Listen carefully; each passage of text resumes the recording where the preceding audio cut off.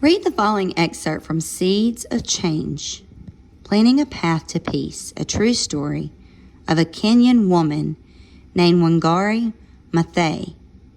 Use the excerpt to answer the questions that follow. Excerpt from Seeds of Change, Planting a Path to Peace by Jen Cullerton Johnson. "Come," Wangari's mother called. She beckoned her young daughter over to a tall tree with a wide, smooth trunk and a crown of green, oval leaves. "Feel her," mother whispered. Wangari spread her small hands over the tree's trunk. She smoothed her fingers over the rough bark.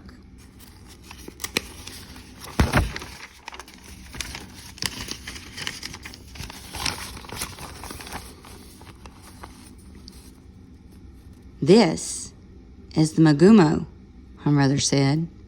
"It is home to many. It feeds many too." She snapped off a wild fig from a low branch and gave it to her daughter. Wangari ate the delicious fruit just as geckos and elephants did. High in the tree, birds chirped in their nest. The branches bounced with jumping monkeys. Our people, the Kyoko of Kenya, believe that our ancestors rest in the tree's shade, her mother explained. Wangari wrapped her arms around the trunk as if hugging her great-grandmother's spirit. She promised never to cut down the tree. When Wangari finished elementary school, she was 11 years old. Her mind was like a seed rooted in rich soil, ready to grow. Wangari wanted to continue her education, but to do so, she would have to leave her village and move to the capital city of Nairobi. Wangari had never been farther than her valley's ridge. She was scared. "Go," her mother said. She picked up a handful of earth and placed it gently into her daughter's hand. "Where you go, we go." As graduation neared, Wangari told her friends that she wanted to become a biologist. "Not many Native women become biologists," they told her. "I will," she said. Wangari watched sadly as her government sold more and more land to big companies that cut down forests for timber and to clear land for coffee plantations. Native trees such as cedar and acacia vanished. Without trees, birds had no place to nest. Monkeys lost their swings. Tired mothers walked miles for firewood. When Wangari visited her village, she saw that the Kyoko custom of not chopping down the magumo trees had been lost. No longer held in place by tree roots, the soil streamed into the rivers.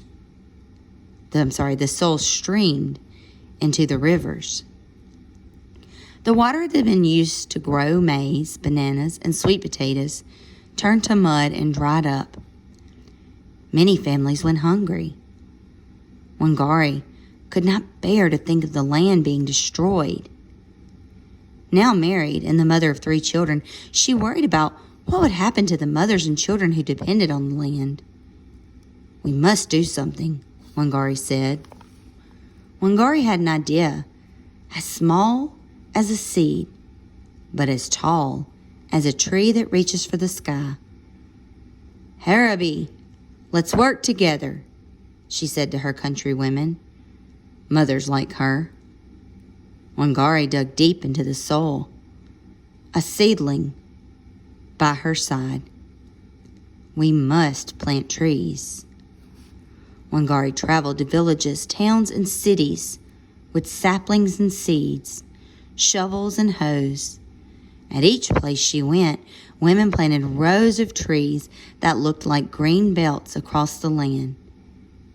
Because of this, they started calling themselves the Green Belt movement.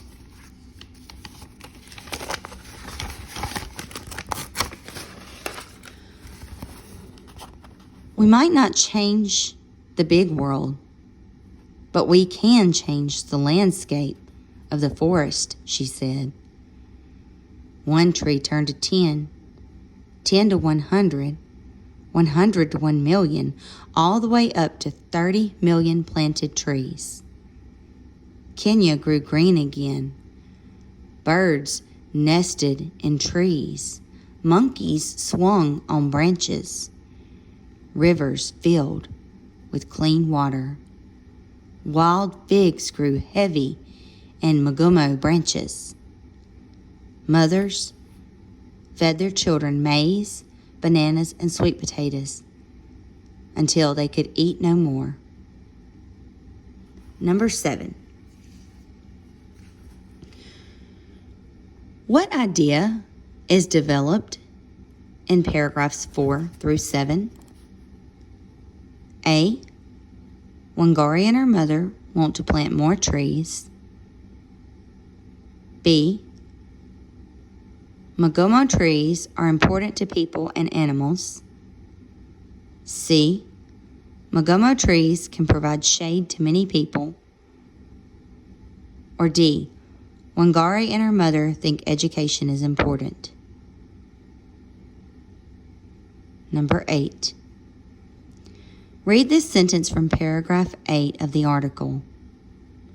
Her mind was like a seed rooted in rich soil, ready to grow. What does the sentence help the reader to understand about Wangari? A. She likes to think about plants. B. She wants to keep learning. C. She imagines ways to help others. Or D. She believes in working together. Number 9.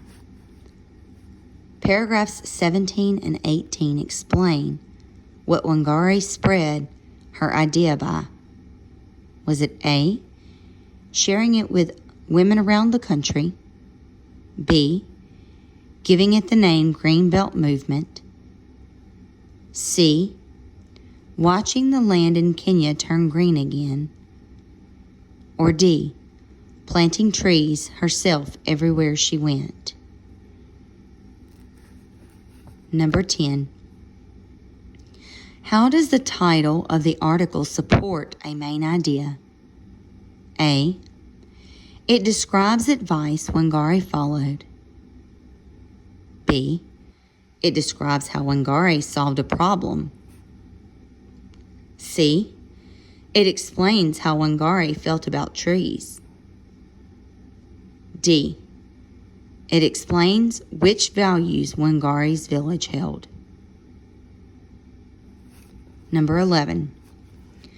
Based on the information in the article, where did Wangari most likely get her idea for planting trees across Kenya? A. From the school she attended in the capital city. B. From the government of her country. C. From the women of the village where she grew up. Or D, from what her mother taught her as a girl.